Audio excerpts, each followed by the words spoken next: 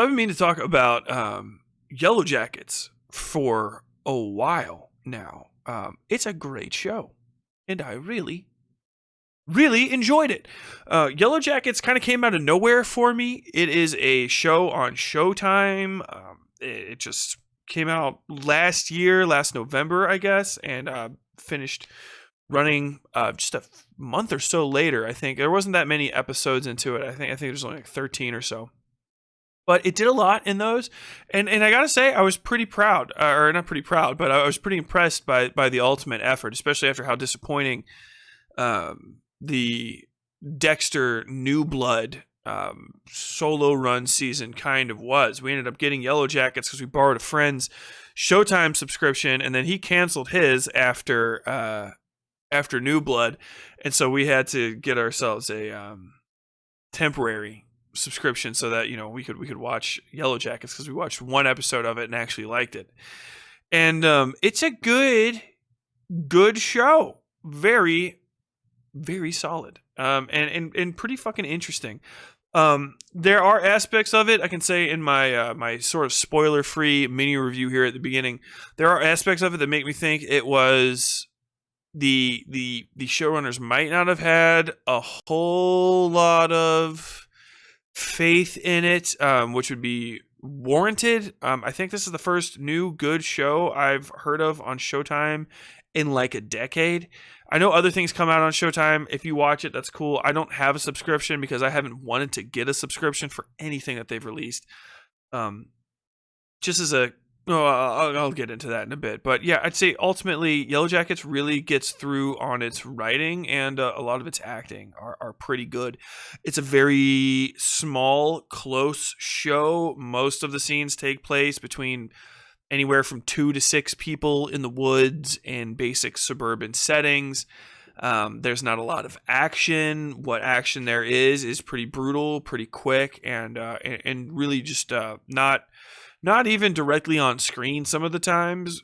So if you are a person that's extremely squeamish, you might not want to watch this, but pretty much everybody else can. I would say it's pretty chill as far as blood and gore goes for like a horror show, especially given the overall themes of it. And a lot of the grossest stuff, I guess you would say, is more gross contextually than it is gross because of what's happening on the screen. To get into the spoilers version of this review, if you don't want to hear spoilers on it, you want to watch it on your own, bail. This is pretty good. It follows, as everybody knows, this little team of high school soccer students. They are, I guess they live in Seattle. Where the hell do they live? I can't quite remember. It's actually kind of explicitly said in the show. Oh yeah, they're in Jersey. I'm sorry. They're in Jersey, and they crash somewhere in the Alaskan Seattle wilderness, I guess, somewhere in America, like Yosemite. I can't really remember, and I think they intentionally didn't get into it too much because that's going to be revealed in the future or something. This has definitely been set up for a second season, and it is on the Showtime networks. I don't know why it won't run for 20 and be extremely fucking alien and weird by the end and just have nothing to do with the concepts that made it good in the first place, as Showtime is wont to do. Just to talk about Showtime for a little bit and why I guess this is probably the best show that's been on Showtime new in like decades, almost, at least a decade and a half or so. Especially if you're talking about new, I think their last great shows they started were Dexter and what is that? Shameless. Shameless is a remake of a show from over the pond too. So technically, they really only made one original show. And it's a pretty solid one, but Showtime has left a bad taste in my mouth kind of permanently until they can prove to me as a creative chunk of the creative industry, as an operation, that they can stop being pieces of shit and just ruining fucking shows for money. They overrun things. That's what Showtime does. They'll take any property that they get their grubby little hands on, and they will stretch it out a million fucking years. Fuck the plot.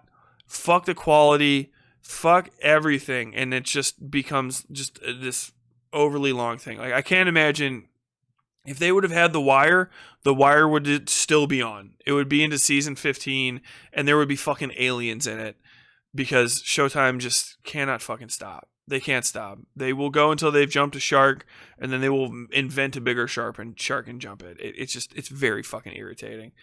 I guess it's good for the people on the ground. It's nice that these actors can make millions of dollars, not for just 2 years, but for like 10. Good for them. I don't give a fuck about their careers. I'm there for the goddamn content. And for Showtime, the content has just been lacking. The only other show I liked on there, I think I liked like 2 or 3 actually, but like they all got canceled, and the other ones aren't really worth mentioning. But I also liked United States of Tara on there. United States of Terra, and I think the Big C was on there too, but I can't remember. I think both of those kind of got prematurely canceled, while Dexter got sent into like fucking overdrive, and Shameless just kept going. I don't know. I feel like the people that like Shameless love it no matter what. For me, it kind of just like lost the spirit of what was really interesting about it, and also the stakes got turned into something where I was very clear that the status quo would never really get upset and there would never be major change, which I felt like was supposed to be the point of Shameless, is that it was supposed to originally be about breaking out of the sort of cycle of poverty in that neighborhood and kind of like fixing things. But now I think it just turned into something kind of like maybe even like Orange is the New Black, where it's just turned into like delivery system for topic of the year problems, which I don't know. It is what it is, and if you like it, you like it. If you don't, you don't. Orange is the New Black was basically unwatchable for me toward the end. I know it's a Netflix show, but for the same sort of reasons, Shameless became unwatchable for me, and so did Dexter, really, which I already went over extensively in the Dexter retrospective. You can see that here on this channel, or it's on YouTube. It's on my podcast. Check it out. So I was really surprised when we got to Yellowjackets.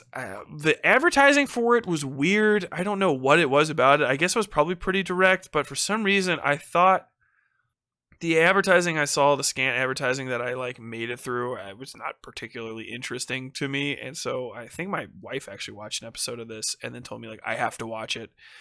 So I started watching it with her, and of course, everybody that watches the podcast that's in the Discord, join the Discord. There's going to be a link in this. It's very tiny. They were all about it too, and so I checked it out, and you know, I like it. The show follows this crew of high school soccer students. They crash land on their way to like the major championship. You know, it's also in the future too, and you know through the future references to it that they were in the woods for 18 months and multiple cold seasons, I suppose. And then they were rescued, and you kind of get based on who is and who isn't in the future who survived.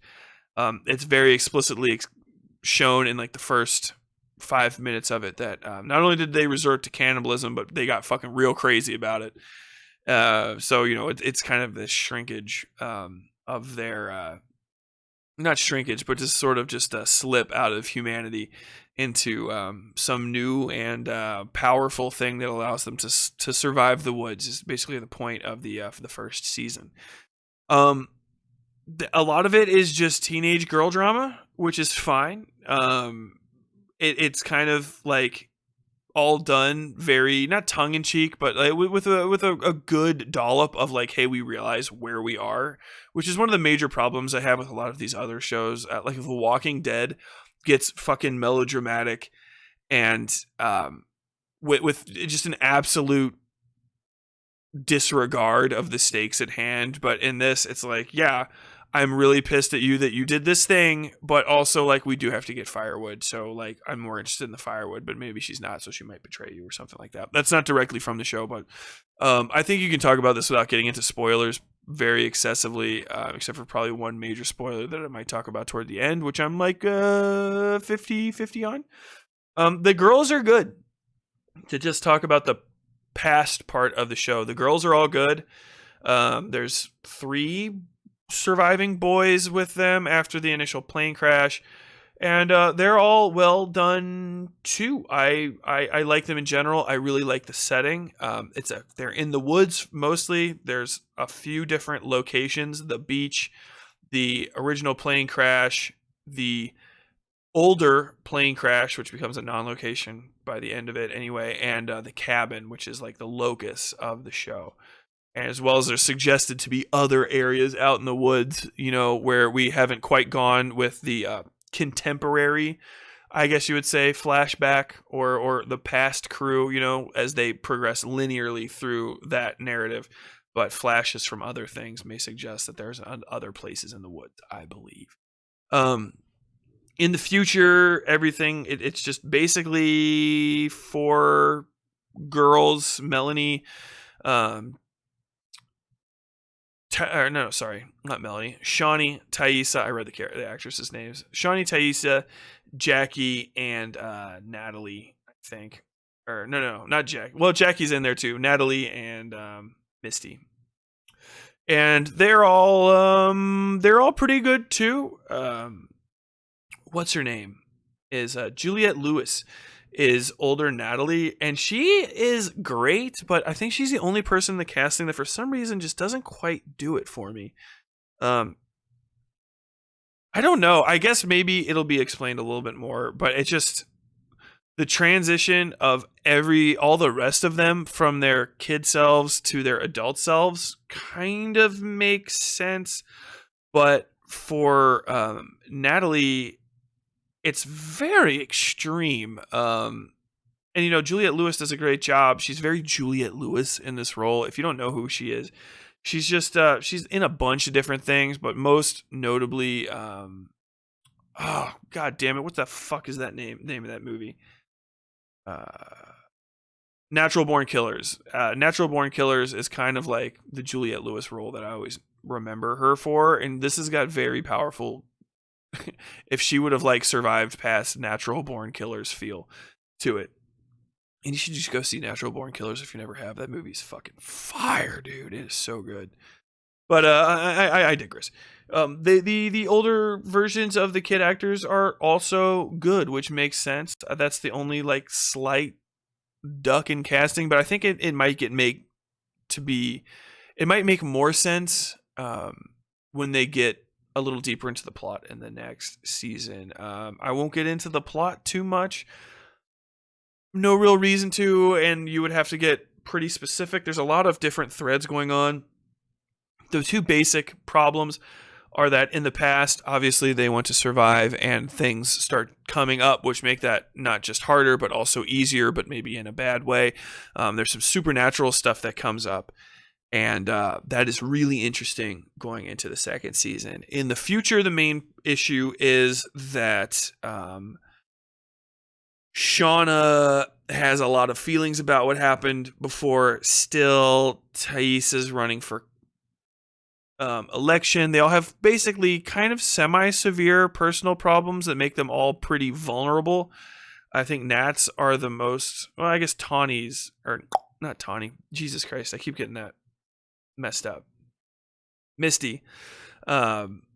Misty's problems are probably the least intensive. She's the one that's most grounded, but she's also kind of semi-clearly, to me at least, a serial killer in the future, and also just flat out insane.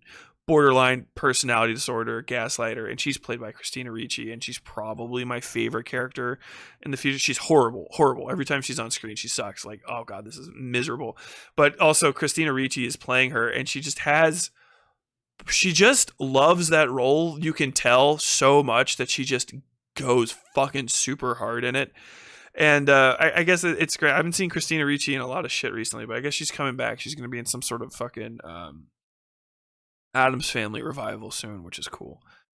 But yeah, their whole thing is sort of revolves around this blackmail plot that Shauna gets dragged into and the rest of them do, but also the past is just, in a general sense, catching up with all of them, and a lot of them are starting to revert into old habits or dwell a lot on the lives that they think they left behind in the woods. And I think I can kind of leave it there plot description wise. Um, the show is great. It feels really good. All of the characters work very well together. I was kind of disappointed with the death of Jackie, who is sort of kind of the objective main character of the past kids. She's sort of, if I would say anything, she's the closest thing to like a real POV character, especially at the beginning. And then as it gets into the end, things start slipping away from her, and it does become more about the other girls, which is kind of makes sense. She is the connection to the former hierarchies and the desires and like expectations of these girls from their high school lives. And as they transition into this Wood Lives thing, like her relationship, her relationship with them and their relationships with her and each other all change drastically. And it ends up with her death of just being forced to be out in the cold for a night and being unable to catch a fire. She just falls asleep in the cold and dies, which somebody was talking about happening earlier.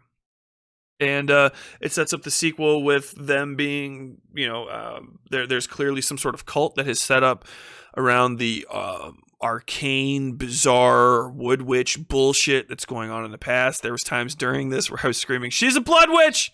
She's a blood witch!"